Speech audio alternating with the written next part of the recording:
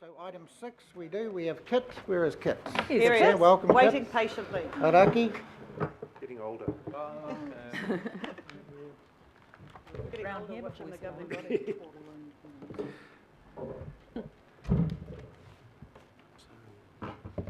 Yes, please. Thank you, Chair and Governing Body, Councillors, for this opportunity to speak with you. I'm bringing the greetings and salutation from the wise and humble members of Auraki Local Board. I'm here on short notice, well it was short notice 2 hours ago, on behalf of the Board and our Chairman, Colin Davis. We support the intent of Panuku to dispose of the residential property at 10 Felton Matthew Ave in Auraki, as is found on page 53 of your agenda, and hope it brings the Council many millions. I see that you've just spent some of them.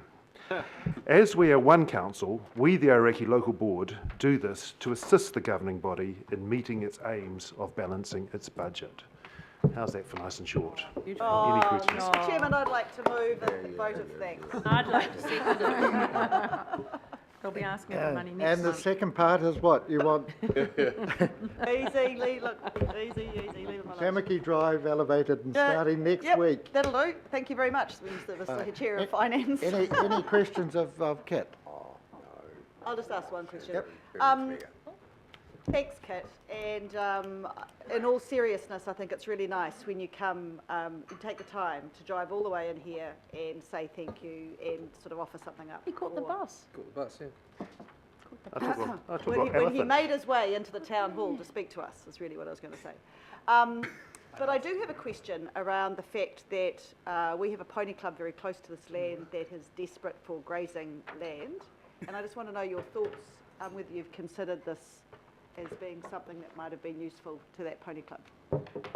Yeah, this is a residential property. It's got a valuation of about $900,000. I think they can fit 3 units on it, so that's probably $2.7 million you can sell it for.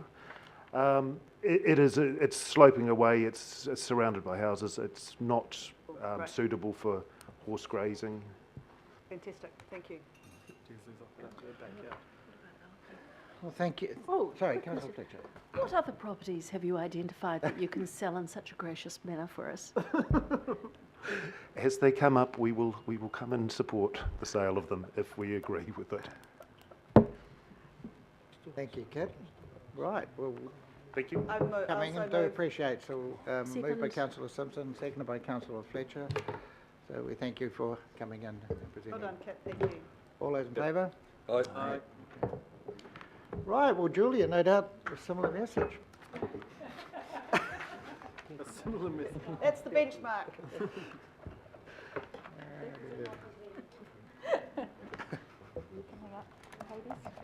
Come on, Janet. Yep, come on up.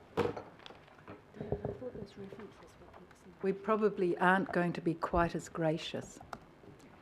Just to introduce my 2 fellow board members who are here today, Janet Fitzgerald, the Deputy Chair of our local board, and Chris Bettany, who is a member of the Bay subdivision.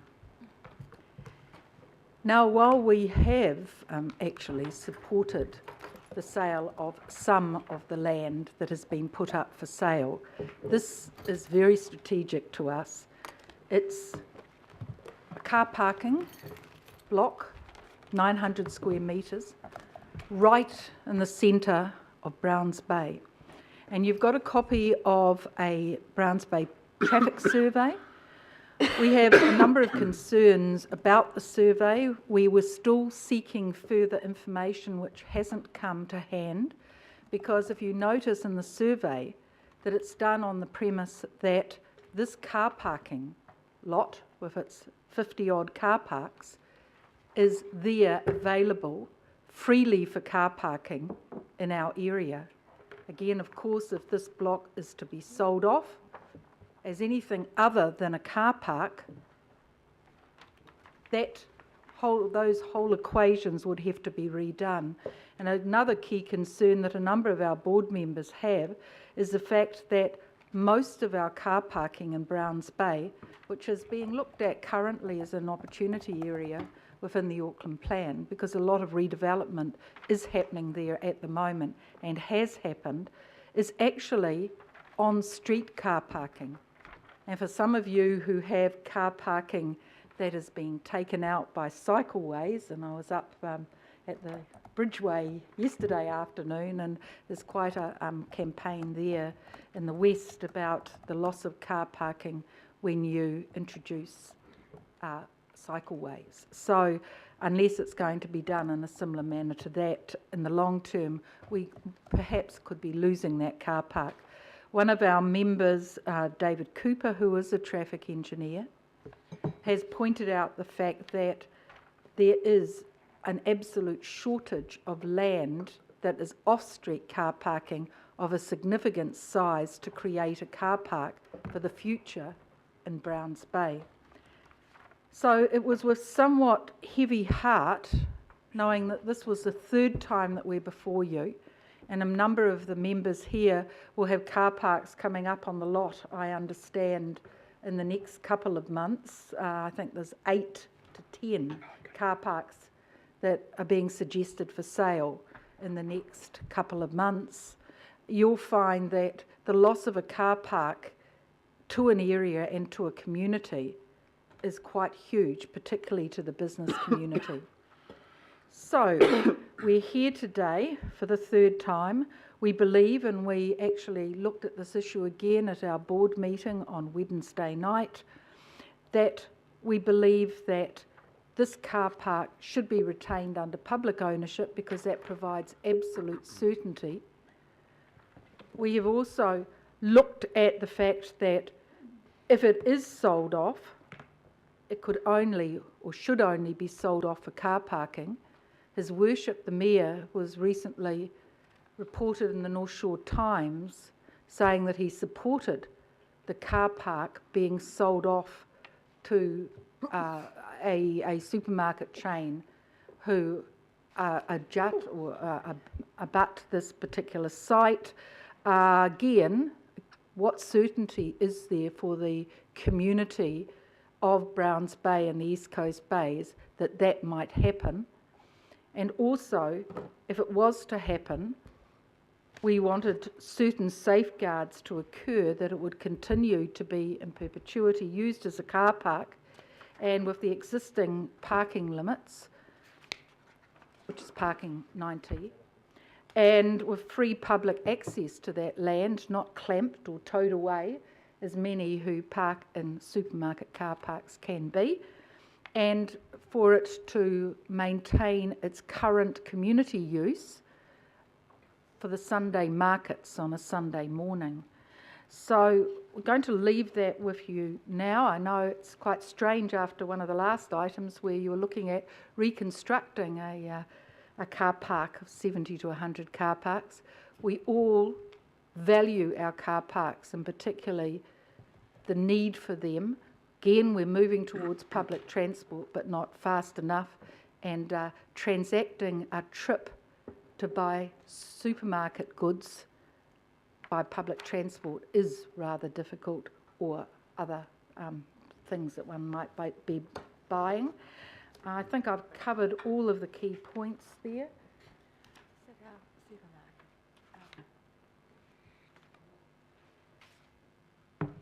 Oh, okay.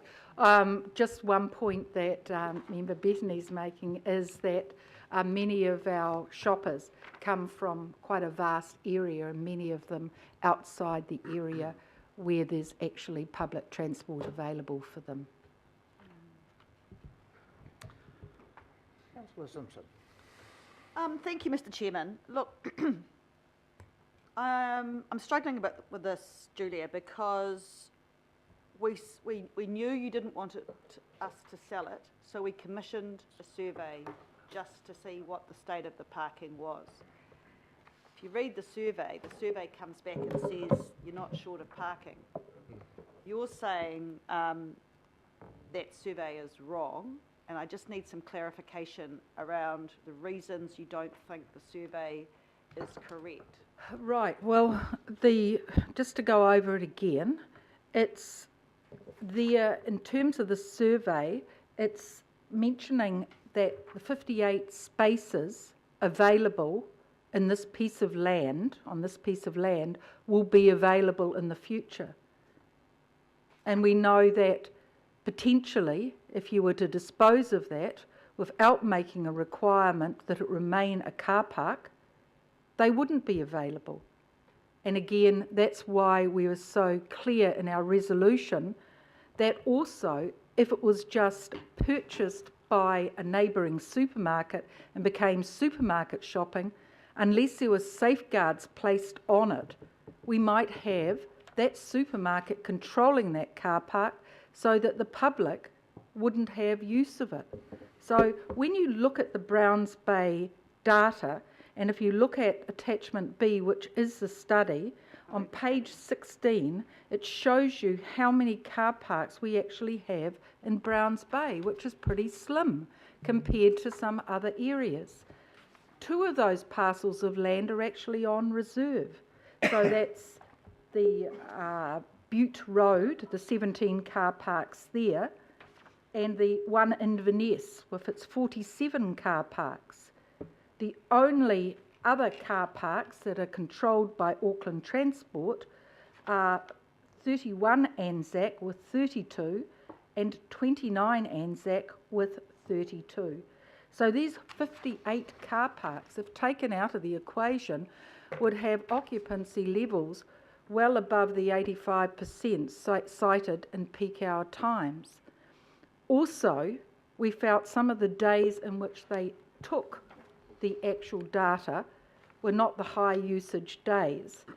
And we questioned, you can get results in certain ways by picking a day when it's less likely to have people. Now, I was down in Browns Bay yesterday and there was virtually nobody. So if you picked the Monday of Labour weekend, it skews the result quite significantly. We felt that the days that we'd actually taken the car parking samples were not the days in which we have the most car parking demand. And my second question, if I may, and when the unitary plan came through, did you oppose the what do you call it, the maximums and the rulings on that site at the time? Yes, we always had a difficulty with this whole concept that underrides the unitary plan, where you go to minimum car parking standards to maximum car parking standards for obvious reasons. Right, okay, thank you. Julia, do either of the supermarket chains have a history of clamping their clients? Luckily, in Browns Bay? Luckily in Browns Bay, they haven't. They've towed them away. But for families faced at times peak hours like Easter and Christmas with a towing bill, it's been quite severe. Beside 31 Anzac, there is actually some private car parking, and they have been clamping vigorously, as they have in other parts of the city. There again, you're up for, what was the latest I saw, $300. Yeah, but the supermarkets themselves are it's not good for business, really, is it? Councillor Walker. Sure. Ben Walker, sorry. I've got a few questions, and I have to zero in on you because there isn't anybody from Auckland Transport here. And first of all, the question goes to the parking supply. And I know that you mentioned Butte Road, which is where the leisure centre is. If you add up the parking requirements of the council-owned community facilities, and I'm talking about Plunkett, the library, the leisure centre, the CAB, and there are a number of others that depend on parking. Yep, where's the question? How many spaces might that be out of this total? Well, again, they are the 2 that Auckland Council controlled, come under Kevin Ramsey's management rather than Auckland Transport. And you can see there's 17 in Butte and 47 in Inverness, and they were provided for the leisure centre, the Plunkett, and all of the other community purposes in the library. Isn't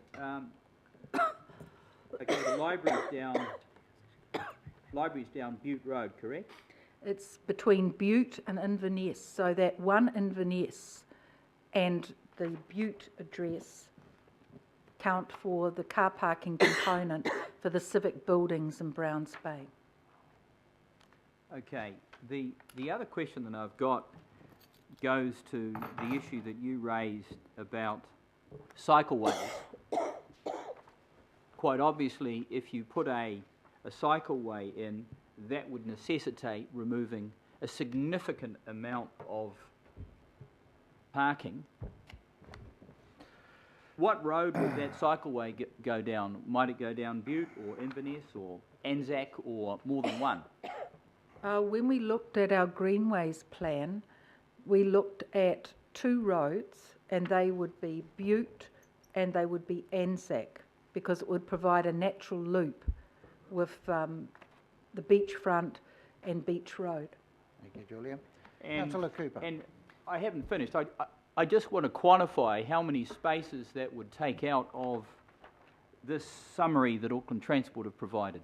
Okay, but Councillor Walker, this is local board input. This is not Auckland Transport. You know, we can't really ask, well, we don't really want Julia to be... Well, I would ask Auckland and feedback. Transport if they were here, Mr Chair, but they're not. But it has been 3 times. There is someone here from Auckland Transport, I believe. Is and there? Getting a wave. Just want to come up, please.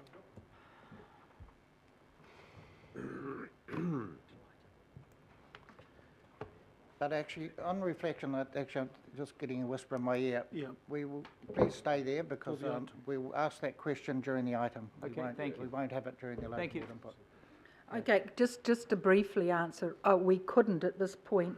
It would, there's significant chunks of on-street parking there in both of the roads that I've mentioned. Councillor Cooper. Thanks. Julie, I just wanted to ask you through you, Ross, in your opinion, because you live locally, that piece of that current car park, which has become a car park over time, I guess, to meet some sort of demand, that's next to New World? The car park is next to New World. It actually, and historically, some of the records are difficult to find, but it was acquired by the East Coast Bays Borough Council. Hang on, that's for not car what I want to parking. ask. No, what I want to ask, it's next to New World, so, is that right? So it is next to New World? Yes, it's next So to New World. how many of the people that currently park there do you think would be going into New World anyway? Is it hard to tell? 'Cause that I be quite I a- would find it extremely difficult to tell, because just opposite you also have Countdown operating. I know that Countdown have done surveys of their car park, which they tell me is significantly used by members of the public who don't shop at Countdown. So we've got, some of the car parking component of private car parks being used by the public too. So I wouldn't have, we've not actually surveyed that data. Okay, so can I just ask another one? So what would your board think if that was sold to something like Wilson's or those sorts of private car parks, and it was a pay-as-you-go kind of operation? Again, we would oppose it, our community would oppose it. Okay, thank you. Right, well, would someone, local councillor, like to move the presentation? Yep, thank you. Councillor Watson, Councillor Walker, no? Councillor, Yes, happy Yes, to seconder, happy move to and move seconder. this part. thank you, team. Thank you for coming. Can I just make one final comment? The reason we're here today is the fact that an error occurred where the wrong site was designated in the last plan. And so it's become an easy target, a low-picking fruit for Auckland Transport to dispose of. The disposals process, we can find no information about exactly what they discussed. We sought this information and how they determined this car park should be one to be disposed of. But we do know it was easy picking fruit. Thank you, Julia. Right, well, I'll put the motion of thanks. All those in favour? Aye. Against? Right, we will now go back to item 7.